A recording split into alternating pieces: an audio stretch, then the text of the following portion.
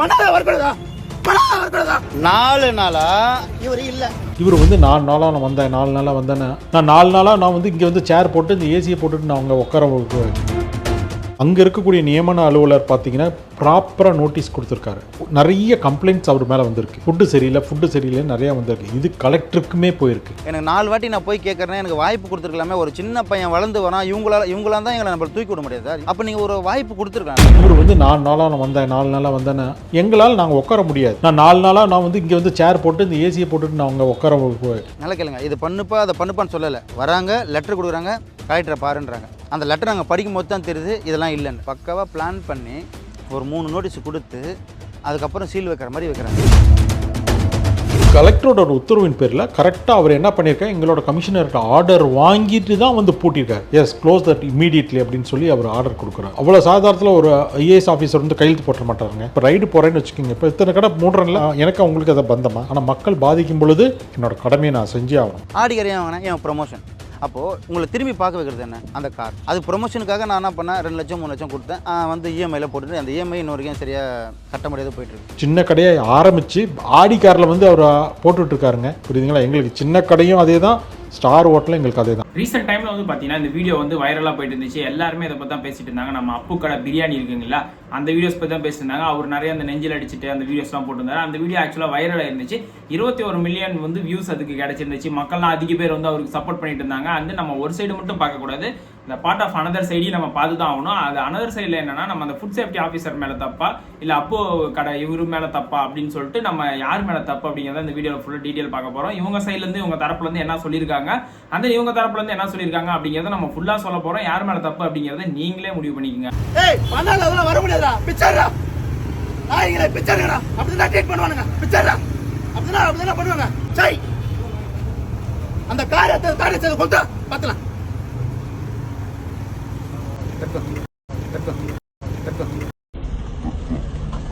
வந்துட்டு பார்த்தீங்கன்னா நம்ம ஒரு ஃபுட் சார்ந்து ஒரு கடை வைக்கிறோம் அப்படின்னு சொல்லி பார்த்தீங்கன்னா அதுக்கு வந்து FSSAI அப்படின்னு சொல்லிட்டு ஒரு சர்டிஃபிகேட் வந்து வாங்கணும். கவர்மெண்ட் சைட்லேருந்து அந்த சர்டிஃபிகேட் வாங்கணும். அந்த இவர்கிட்ட இருக்கா இல்லையாங்கிறதெல்லாம் பின்னாடி சொல்கிறேன். ஒரு இடத்துக்கு வந்து ஃபுட் சேஃப்டி ஆஃபீஸர்ஸ் வந்து இன்ஸ்பெக்ஷன் வராங்க அப்படின்னா நார்மலாக உடனே வந்து சீல் வச்சுட்டு போக முடியாதுங்க. எடுத்த உடனே வந்து சீல் வச்சுட்டு கடை வந்துட்டு க்ளோஸ் பண்ணிட்டுலாம் போக மாட்டாங்க. அதுக்கு முன்னாடியே வந்து கம்ப்ளைண்ட் அதிகமாக வந்துகிட்டே இருக்குது அப்படின்னா இவங்களாவும் போய் பார்ப்பாங்க. கம்ப்ளைண்ட்ஸ் வந்தாலும் அந்த இடத்துக்கு போய் பார்ப்பாங்க. கம்ப்ளைண்ட்ஸ் வந்துகிட்டே இருக்கு அப்படிங்கிற பட்சத்தில் இவங்க போய் என்ன பண்ணுவாங்க அப்படின்னா ஃபர்ஸ்ட் வந்து அவங்களுக்கு வந்து இந்த மாதிரி எல்லாம் எடுத்து டீடைல்ஸ்லாம் கொடுப்பாங்க. இந்த மாதிரிலாம் இருக்காதீங்க, இதெல்லாம் சேஞ்ச் பண்ணுங்க, அதெல்லாம் சேஞ்ச் பண்ணுங்க அப்படின்னு சொல்லிட்டு ஒரு சில இன்ஸ்ட்ரக்ஷன்ஸ் எல்லாம் உங்களுக்கு கொடுப்பாங்க, நோட்டீஸ் கொடுப்பாங்க. அதை பார்த்து அந்த நார்ம்ஸ் எல்லாத்தையுமே வந்து 15 டேஸ்க்குள்ள அவங்க வந்து கிளியர் பண்ணிட்டே இருக்கணும். அண்ட் தென் இந்த மாதிரி வந்து 3 நாம்ஸ் வந்து நம்ம அப்பு கடை பிரியாணி அவங்களுக்கு வந்து ஃபுட் சேஃப்டி ஆஃபீஸர்ஸ் வந்து 3 நாம்ஸ் வந்துட்டு கொடுத்துருக்காங்க. ஆல்ரெடி 3 நாம்ஸ் கொடுத்து அதுக்கு அடுத்துதான் வந்து கடை வந்து சீல் வைக்கப்பட்டிருக்கு. அதுக்கு முன்னாடி இவங்க வந்து ஒவ்வொரு நாம்ஸும் நான் கிளியர் பண்ணிட்டு தான் இருந்தேன், எல்லாமே கரெக்டாக தான் வச்சுக்கிட்டு இருந்தேன் அப்படின்ற மாதிரி இவர் சொல்லிட்டு இருந்தாரு. ஆனால் அது கிடையாதாங்க. என்ன பிரச்சனை அப்படின்னா நம்ம FSS அந்த AI அந்த சர்டிஃபிகேட் இருக்கு இல்லைங்களா, அதை வந்து இவரோட ஆடிட்டர் வந்து ஆல்ரெடி வாங்கிட்டு ஆல்ரெடி வச்சிருந்தாங்க. உங்களுக்கு சர்டிஃபிகேட் இருந்துச்சு. ஆனால் அந்த ஆடிட்டர் வந்து இனிமேல் நான் இந்த இடத்துல சமைக்க போறது இல்லை, நாங்கள் இந்த இடத்துல இனிமேல் சமைக்க மாட்டோம் அப்படின்னு சொல்லிட்டு அது வந்து ஒரு மாஸ்டர் கிச்சன் அப்படின்னா அது வந்து ஒரு கடை கிடையாது, அது ஒரு கிச்சன், மாஸ்டர் கிச்சன். ஓகேங்களா? அவங்களோட பிரான்ச்சஸ்லாம் ஃபுல்லாக அங்கங்கே இருக்கு இல்லையா, இந்த இடத்துல சமைச்சு அவங்க எடுத்துகிட்டு போய் ஒவ்வொரு இடத்துலையும் வச்சு அவங்க தான் சேல் பண்ணுவாங்க. அந்த மாதிரி வந்து அது ஒரு மாஸ்டர் கிச்சன். அந்த கிச்சனில் வந்து இனிமேல் இந்த இடத்துல நாங்கள் சமைக்க மாட்டோம், நாங்கள் வந்து இடத்த மாற்றிக்கிறோம்னு கிடையாது, சமைக்க மாட்டோம் அப்படின்னு சொல்லிட்டு அந்த சரண்டர் பண்ணியிருந்திருக்காரு. அந்த சர்டிஃபிகேட் வந்து சரண்டர் பண்ணியிருக்காரு. அந்த சர்டிஃபிகேட் வந்து இந்த சரண்டர் பண்ணது இவருக்கு தெரியல. அப்போ அவருக்கு வந்து இந்த சரண்டர் பண்ண விஷயமே எனக்கு சர்டிஃபிகேட் சரண்டர் பண்ண விஷயமே எனக்கு தெரியாது அப்படின்ற மாதிரி சொல்லியிருப்பாரு. ஆக்சுவலாக அவர் போயிட்டு அந்த ஆடிட்டர் மேலே கேஸ் கொடுத்துருக்கணும், ஆனால் கேஸும் கொடுக்க கிடையாது. அண்ட் தென் இவங்க வந்து அந்த சர்டிஃபிகேட் எல்லாமே வந்து இப்போ ஒன்று இது பண்ண ஆரம்பிச்சிருக்காங்க, சமைக்க ஆரம்பிச்சிருக்காங்க. ரெகுலராக ஆனால் ரன் பண்ணிட்டு தான் இருந்திருக்காங்க. ரன் பண்ணிட்டே இருந்த நிலையில அடுத்து வந்து அந்த சர்டிஃபிகேட்ஸ்க்காகட்டும் இந்த மாதிரி அந்த நாம்ஸ்லாம் கொடுத்தாங்க இல்லைங்களா, அந்த நாம்ஸ்க்கான வேலை எல்லாமே பார்த்தேன். நான் அவர் போய் 4 நாளாக அவரை வந்து பார்க்கறதுக்கு ஃபுட் சேஃப்டி ஆஃபீஸரை பார்க்கறதுக்கு நான் ட்ரை பண்ணிட்டு இருக்கேன் அப்படின்னு சொல்லிட்டு அவர் வாட்ஸ்அப்பில் எல்லாம் சென்ட் பண்ணாரு. ஒரு கவர்மெண்ட் ஆஃபீஸில் இந்த இதில் வந்து கவர்மெண்ட் ஆஃபீஸில் வந்துட்டு பார்த்தீங்கன்னா நம்ம நேரில் போய் கஷ்டப்பட்டாதான் நிறைய இது நடக்கும். ஆனால் வந்து வாட்ஸ்அப்பில் அனுப்பி அதை ஒர்க் அவுட் ஆகுதுங்கிறது ரொம்ப கடினமான ஒரு விஷயம் தான். கவர்மெண்ட் ஆஃபீஸ்னால் பயங்கர ரஷ்ஷாக இருக்கும். நம்ம நேரில் போயினாலே ரொம்ப நாள் ஆகும். அந்த இடத்துல வந்து நமக்கு அந்த பதில் கிடைக்கிறதுக்கு ரொம்ப நாள் ஆகும். ஆனால் இவர் வந்து வாட்ஸ்அப்லேயே ஷேர் பண்ணி அதை இது பண்ணாங்கிறது எல்லாமே கொஞ்சம் கடினமான ஒரு விஷயம் தான். ஏன்னா நேரில் போய் தான் நம்ம எஃபோர்ட் தான் போட்டு ஆகணும் இல்லைங்களா. அந்த இடத்துல நம்ம உழைப்பு இருக்குது அந்த கடையில். அவரோட எமோஷன்ஸ் வந்து அந்த வீடியோ மூலியமா தெரிவிக்கிறாரு, அவ்வளோ இதை தெரிவிக்கிறாரு, அவர் எமோஷன்ஸ் எல்லாத்தையுமே வெளியே கொண்டு வர்றாரு. ஆனால் அந்த எஃபோர்ட்டுக்கு அந்த எமோஷன்ஸ் எல்லாத்தையும் நம்ம அந்த உழைப்பை தக்க வச்சுக்கணும் அப்படின்னா அதுக்கான ரூல்ஸ் என்ன, அதுக்கான லா என்ன, எல்லாத்தையுமே நம்ம ஃபாலோ பண்ணி தான் ஆகணும். இப்போ ஒரு விஷயத்தில் போகிறோம் அப்படின்னா, ஒரு கடை ஒரு பிரியாணி விஷயத்தில் போகிறாரு அப்படின்னா அதில் என்னெல்லாம் இருக்குது அப்படின்றது எல்லாத்தையுமே அலசி ஆராய்ஞ்சணும். ஒரு நம்ம நார்மலாக இருக்கிற வரைக்கும் எந்த கேமராவும் எந்த ஆஃபீஸர்ஸும் நம்ம பக்கம் திரும்ப மாட்டாங்க.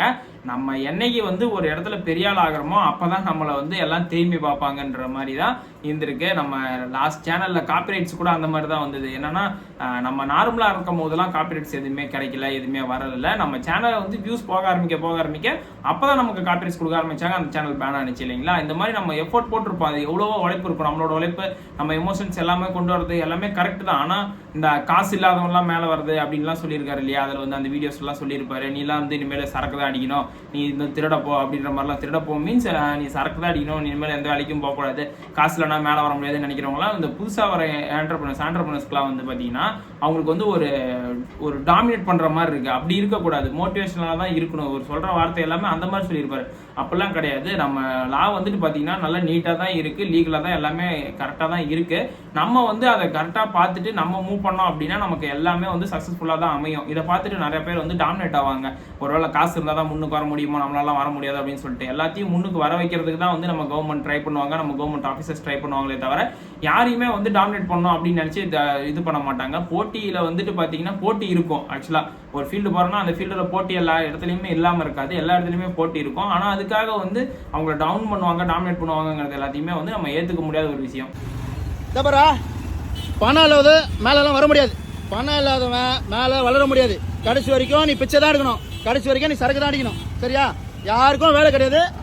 நானே வித்துட்டு நான் எங்கன்னா போய் திருப்பி நான் டிரைவர் வேலைக்கு போக போறேன். இவர் சொல்லியிருப்பாரு, காசு இல்லாதவங்களாம் மேலே வர முடியாது, காசு இல்லாதனால தான் என்ன இப்படி பண்றாங்க அப்படின்னு சொல்லிட்டு நான் சின்ன கடையை வந்து டார்கெட் பண்றாங்கன்னா. ஆக்சுவலாக அவருக்கு நிறைய பிரான்ச்சஸ் இருக்கு. அவர் கோயம்புத்தூர்ல இப்போ ரீசெண்டாக 4 கடை ஓப்பன் பண்ண போறாரு, மதுரையில் அடுத்து ஒன்று ஓப்பன் பண்ண போறாரு, ஆடி கார் வச்சிருக்காரு, ஸ்விஃப்ட் கார் வச்சிருக்காரு. அவருக்கு வந்து காசு இல்லை போல, காசு இல்லாதனால தான் அதெல்லாம் வச்சிருக்காரு. நம்ம இதுக்கு முன்னாடி பப்ஜி மதன் அவங்க ஒய்ஃப் வந்து ஒரு வீடியோ வைரலாக இருந்தது இல்லைங்களா. என்னன்னா நாங்கள் வந்து பணக்காரங்களாம் கிடையாது, ஏழை தான், எங்ககிட்ட என்ன 2 ஆடி காரு ஒரு BMW அப்படின்ற மாதிரி பேசியிருப்பாங்க இல்லைங்களா. இங்கே சும்மா சொல்கிறேன், அதில் அவங்க வேற மாதிரி சொல்லியிருப்பாங்க. அந்த மாதிரி தான் வந்து இவரும் சொல்லிட்டு இருந்த விஷயம்லாம் இருந்தது. இந்த மாதிரி வந்து இவர் சொல்லிட்டு இருந்தது எல்லாம் நமக்கு பார்க்கும் போது என்ன தெரியுது, என்ன சின்ன கடையாக வந்து இப்படி சொல்கிறாங்க அப்படின்ற மாதிரி தான் நமக்கு தோணுது. அதை பார்த்தா நம்ம இன்ஸ்பயர் ஆகிற மாதிரி இருக்கணும். நம்ம சேலம் RR பிரியாணி நம்ம தலைவர் இருக்காரு இல்லைங்களா, அவரு கூட பார்த்தீங்கன்னா நம்ம நார்மலாக ஒரு தள்ளுவண்டி கடையிலேருந்து ஆரம்பித்த ஒருத்தர் தான் அவருமே. அவரும் வந்து சக்ஸஸ்ஃபுல்லாக அவர் ரன் பண்ணி இப்போ எவ்வளோ பெரிய பிஸ்னஸ் மேனாக கொண்டு வந்திருக்காரு. அந்த அளவுக்கு தான் இவரும் ட்ராவல் ஆகிட்டு இருக்காரு, அந்த அளவுக்கு தான் வந்து பெரிய ஆள் ஆகிட்டு இருக்காரு. அவர் 40-50 பேர்கிட்ட ஒரு வேலைக்கு வச்சு வேலை செய்ய வச்சுட்டு இருக்காரு அப்படிங்கிறது ஒரு சாதாரண விஷயம் இல்லை. அத்தனை பேத்துக்கு லைஃப் என்ன ஆகிறது அப்படின்னு சொல்லி இவர் வந்து பேசியிருந்தாரு. அப்போ அத்தனை பேத்துக்கு லைஃப் என்ன ஆகுறதுன்னு நம்ம இப்போ யோசிக்கிறத விட இதுக்கு முன்னாடியே நம்ம வந்து யோசிச்சிருக்கணும். நம்ம கூட எத்தனை பேர் வேலை செய்கிறாங்க, அவங்களுக்கு இன்சூரன்ஸ் போட்டிருக்கணும், அண்ட் தென் வந்து அவங்களோட நமக்கு கடைக்கு இந்த மாதிரி எதனா பிரச்சனை ஆயிடுச்சுன்னா அவங்களோட லைஃப் ஸ்பாயில் ஆகும், நம்மளோட லைஃபும் ஸ்பாயில் ஆகும். அப்படிங்கிற பட்சத்தில் நம்ம எந்த அளவுக்கு சேஃப்டியாக இருக்கணும், எல்லா ரூல்ஸும் நம்ம ஒரு ஃபீல்டுக்குள்ளே போகிறோம் அப்படின்னா அதில் என்னெல்லாம் இருக்குது அப்படின்னு சொல்லிட்டு நம்ம முன்னாடியே எல்லாமே தெரிஞ்சு வச்சுட்டு இருந்திருக்கணும். முன்னாடியே தெரிஞ்சுக்கலையா, அடுத்து வந்து நான் எனக்கு தெரியல, நான் வந்து அவங்கள்ட்ட தான் கேட்டேன் அப்படின்னா அவங்கள்ட்ட மட்டும் தான் கேட்கணும் அப்படின்னு சொல்லிட்டுலாம் கிடையாது இல்லையா. நம்ம எந்த மாதிரிலாம் வச்சிருக்கணும், எந்த மாதிரி ஆஃபீஸ் ஃபுட் சேஃப்டி ஆஃபீஸர்ஸ்லாம் வந்தாங்க அப்படின்னா இன்ஸ்பெக்ஷன் வராங்கன்னா நம்மளோட ஃபீல்டில் நம்ம எந்த மாதிரிலாம் நம்ம ஷாப்பை வச்சிருக்கணும், எந்த மாதிரி நம்ம கிச்சன்லாம் வச்சிருக்கணும் அப்படின்னு சொல்லிட்டு முன்னாடியே நம்ம தான் வந்து ட்ரெயின் ஆகிருக்கணும், கற்றுக்கிட்டு இருக்கணும், 4 பேர்கிட்ட கேட்டுருக்கணும். நம்ம அவங்கள்ட்ட மட்டும் தான் கேட்டு அதுக்கான சொல்யூஷன் கிடைக்கும் அப்படிலாம் கிடையாது. இப்போ தப்பு பண்ணிட்டேன் ஆனால் மன்னிச்சு விட்டுறணும் அப்படிங்கிறது வந்து ரூல்ஸில் கிடையாது. தப்பு பண்ணிட்டேன் அப்படின்னா மன்னிச்சு விட்டுட்டு போகிறது வந்து லா அப்படி கிடையாது இல்லைங்களா.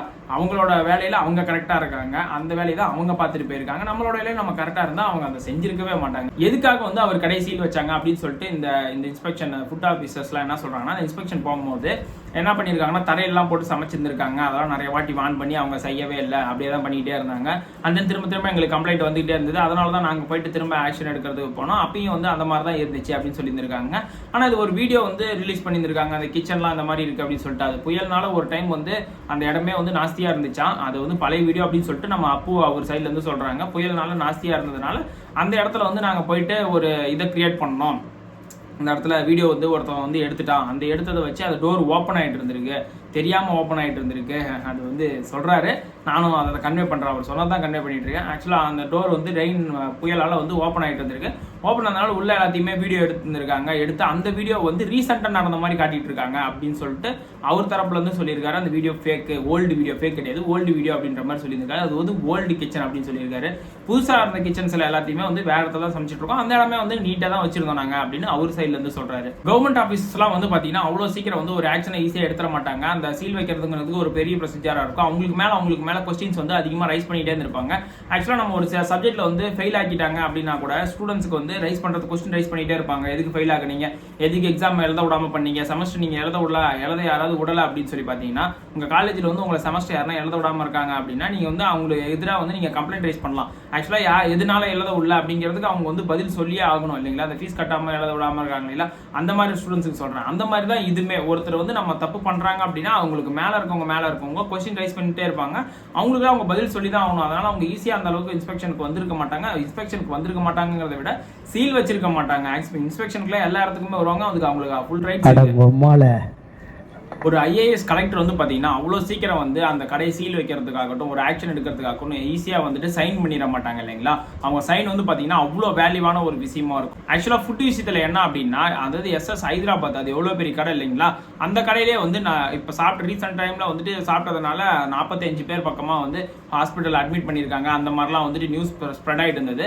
அந்த கடையிலேயும் வந்துட்டு ஆக்ஷன் வந்து எடுத்துருந்துருக்காங்க. ஆக்ஷன் எடுக்காமலாம் கிடையாது. தப்பு வந்து அவர் சொல்லியிருப்பாரு, இந்த மாதிரிலாம் வந்து ஆகியிருந்தா, அதாவது கடையில் சாப்பிட்டு யாருக்குன்னா எதனா ஆகியிருந்தா நீங்க அந்த மாதிரிலாம் ஆக்ஷன் எடுக்கலான்ற மாதிரி சொல்லியிருப்பாரு. அதாவது ப்ரீ செக்யூரா இருக்கிறதுக்காக தான் அந்த ஃபுட் டிபார்ட்மெண்ட் வந்து ஃபுட் சேஃப்டி டிபார்ட்மெண்ட் அவங்க வேலையை செய்யறாங்க. ஓகேங்களா.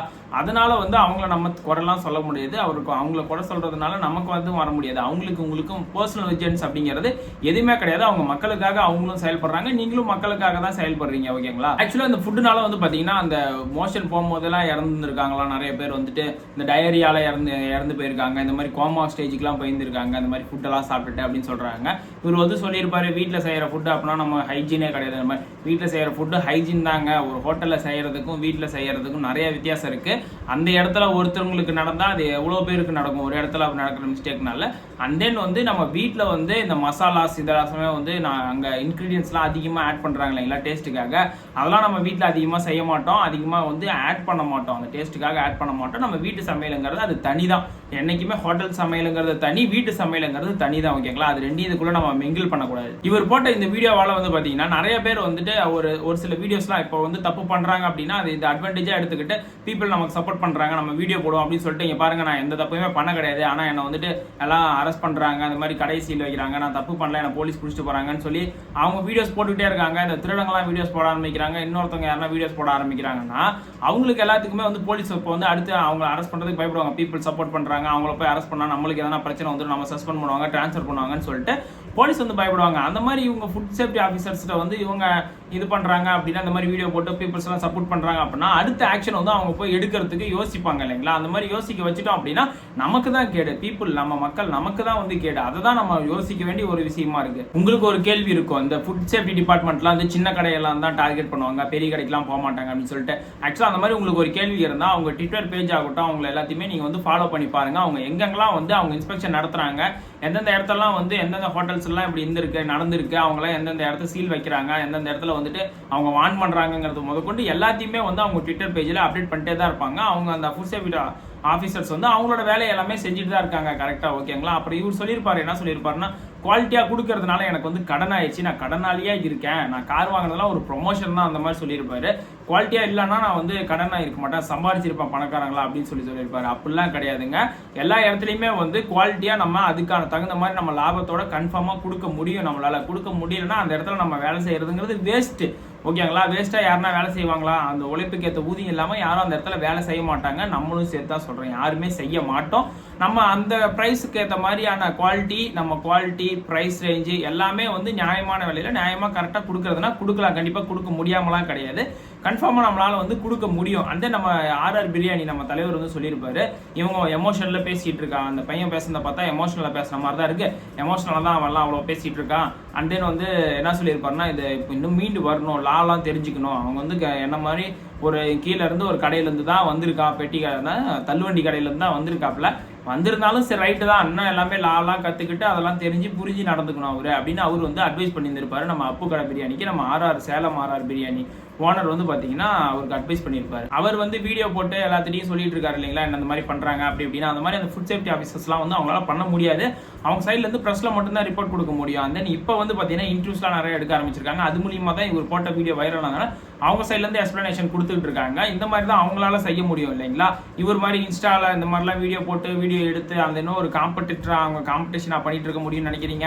அவங்களோட கடமை அவங்களோட வேலையை அவங்க கரெக்டாக தான் செஞ்சுட்டு இருக்காங்க. அதை நம்ம தடுக்கக்கூடாது. அது ஆக்சுவலாக அவங்க நினைச்சாலுமே அதுக்கே ஒரு போலீஸ் கேஸ் போடலாம். ஆனால் அவர் மேலே வந்து 75 அந்த கேஸ் மட்டும் தான் போட்டிருக்காங்க. ரோட்டில் வந்துட்டு இந்த மாதிரி கத்திட்டு இருந்ததுக்காக கேஸ் போட்டு வந்திருக்காங்க. அவங்க லேபர்ஸ் எல்லாத்தையுமே வந்து டிமோட்டிவ் பண்ணுறது, கெட்ட வார்த்தையில் திட்டுறது, அந்த மாதிரிலாம் பேசுறது, கூடி இனிமேல் அப்படிதான் அப்படின்னு சொல்லிட்டு தான் பேசுறதெல்லாம் தவறான ஒரு செயல். இதை பார்த்து யாருமே வந்துட்டு டிமோட்டிவேட் ஆகாதீங்க. ஆக்சுவலாக நம்ம எல்லாத்துக்குமே வந்து எல்லா ரைட்ஸுமே இருக்குது. நம்மளால கண்டிப்பாக நம்ம வாழ்க்கையில் முன்னேற முடியும். ஓகேங்களா. முன்னேற முடியாது அப்படிங்கிறது யாராலையுமே முன்னேற முடியாது அப்படிங்கிறதுலாம் கிடையாது. லீகலாக எல்லாமே வந்து கரெக்டாக தான் இருக்குது. நம்ம சட்டங்களும் நம்மளால கன்ஃபார்மாக முன்னேற முடியும். யாருமே யாரையும் வந்து இழுத்து விடணும் அப்படின்னு சொல்லிட்டு நம்ம கவர்மெண்ட் சைட்லேருந்து நினைக்க மாட்டாங்க. ஓகேங்களா. நீங்கள் யார் பண்ணது கரெக்டாக அந்த யார் பண்ணது தப்பு அப்படின்னு சொல்லிட்டு நீங்கள் என்ன நினைக்கிறீங்க அப்படின்னு சொல்லிட்டு கமெண்ட்ஸில் கமெண்ட் பண்ணுங்க. அந்த இந்த மாதிரி live events, motivation videos, cinematic videos உங்களுக்கு டெய்லி வரணும் அப்படின்னா லைக் பண்ணுங்க, ஷேர் பண்ணுங்க, சப்ஸ்கிரைப் பண்ணுங்க. Bye.